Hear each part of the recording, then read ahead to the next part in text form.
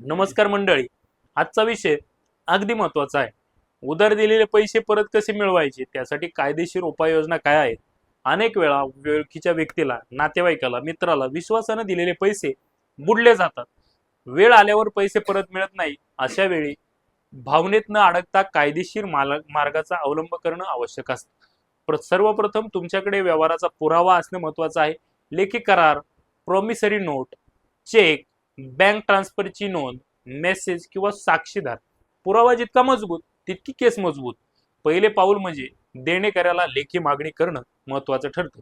वकिलामार्फत कायदेशीर नोटीस पाठवून ठराविक मुदतीत रक्कम भरण्याची मागणी करा.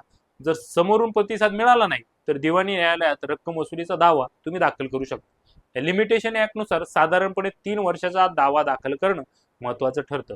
विलंब करू नका. जर उधारीसाठी चेक दिला असेल किंवा तो बाउन्स झाला असेल तर निगोशिएबल इन्स्ट्रुमेंट ऍक्ट 138 अंतर्गत फौजदारी तक्रार दाखल करता येते.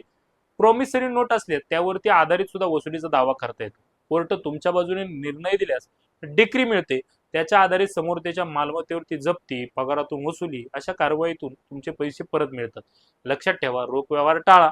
शक्यतो बँक व्यवहाराला प्राधान्य द्या, जेणेकरून पुरावा राहील. उधारी देताना साधा करार, पावती घेणं, भविष्यातली सुरक्षितता तपासणं महत्त्वाचं ठरतं. म्हणून उधारी दिलेले पैसे अडकले तर शांत बसा असं नाही, तर कायदेशीर नोटीस पाठवा, वेळेत दावा दाखल करा आणि तुमचा हक्क न्यायालयातून मिळवा. अशी स्पष्ट, कायदेशीर आणि तुमच्या जिव्हाळ्याची दैनंदिन जीवनाशी निगडीत माहितीसाठी कायदा.com आणि आमच्याशी जोडले राहा. धन्यवाद.